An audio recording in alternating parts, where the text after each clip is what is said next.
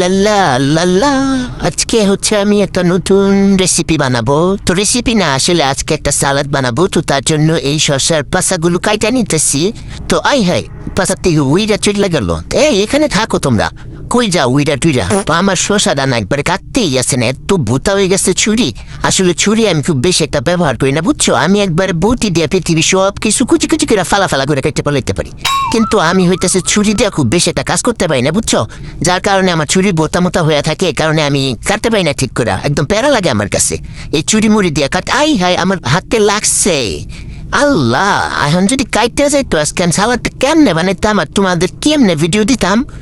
আল্লাহ বাঁচাইছে, আমার হাতটা কাটে নাই। তো এখন আমি এগুলারে ছোট ছোট পিস পিস করে কাইটা নিব। এইগুলা কাটতে যায় দেখি মহা বিপদে পড়লাম। মানে আমি কি যে একটা যন্ত্রণায় পড়ছি, এগুলা ঠিক জায়গা মতো থাকতেই আসে না। এমনিতে ছুরি টুরি দিয়ে কিছুই কাটতে পারি না, আরো একটা সাথে একটা বাইক যা থাকে আর না হয় জায়গা মতো থাকে না, অসহ্যকর। মানে কি একটা অবস্থা।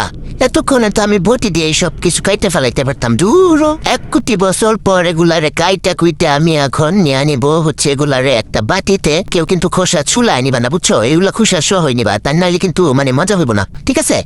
এখন আমি এগুলারে সব কিছু বাটিতে নিয়ে নিলাম। তারপর আমি নিয়ে নিব গাজর। তো গাজরের উপরের খোসা মুসা সব ফালাই দিবা, ফালাই তারপর হইতেছে এই পাশাটা কাইটা দিবা। তো এই যে পাশাটারে কাইটে এখন এটারে আমি এই শশার মতনই ছোট ছোট করে কাইটা নিব। কিন্তু আমার মাইয়াগুলা একটার পর একটা খালি নিতেই আছে। আর এদিকে দেখো এই ভূত আমার কাছে ছুরি দিয়া কাটতে কাটতে আমার এই গাজর গুলা কত বুটকা বুটকা হয়েছে, মানে অসহ্যকর একবারে। একটা ইউনিক সালাদ বানাবো যেটা জীবনে কেউ খায় নাই, ওইরকম একটা সালাদ বানাবো। গাজরের এই পাশাটাও ফালাই দিবা, মানে উপরে নিচের পাশা সব ফালাই দিবা। আর এদিকে সব খায় শেষ করে ফেলাইতেছে। এগুলারও আমি ছোট ছোট পিস করে কাইটা নিব শশার মতো। তো দেখি এটারও কয় বছর সময় লাগে কাটতে। তো এগুলো কথা শুনতেছিল না, এদিক সেদিক ছড়া মরা যাইতেছিল। এমনিতেই এই গাজরের পিস গুলা অনেক বুটকা বুটকা হয়েছে, যার কারণে আমার মেজাজ খারাপ লাগতেছিল। তার উপর আবার এগুলা কথা শুনে না, একটার উপরে একটা দিয়ে কাটতে নিলে ছড়ায় মরা এক অবস্থা হয়ে যায়। অবশেষে অনেক সময়ের পর এগুলাও কাইটা নিলাম। এখন এগুলা গাজর গুলা শস্যের সাথে কাইটা রাখা দিলাম। এখন হইতেছে আমি কাঁচামরিচ নিয়ে নিছি। তো কাঁচামরিচ প্রথমে 2টা নিছিলাম, ভাবলাম পরে আবার ঝাল কম হইব, পরে আবার 3টা দিছি। তো এগুলাই এখন এই ভূত আমার কাছে ছুরি দিয়ে আমি কাইটা কুচি কুচি করে নিতেছি, যদিও কুচিগুলো সুন্দর হয় নাই।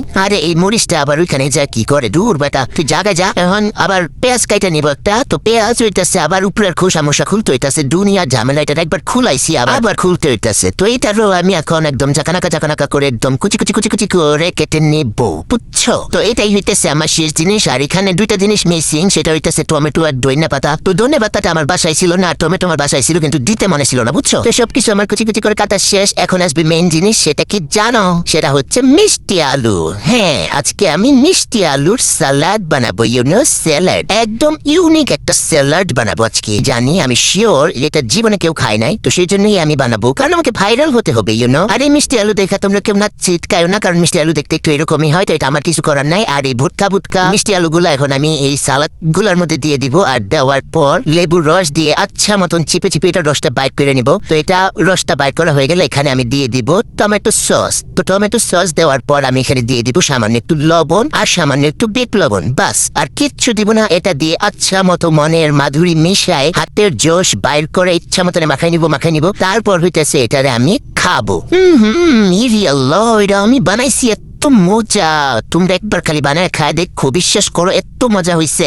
আমার মেয়ে বলতেছিল যে এটা তুমি কি বানাইতেছো, আমি খাবো না, কিন্তু ও টেস্ট করার পর ও খালি খাইতেই গেছে। বিশ্বাস না হলে তোমরা বানায় খায় দেখো।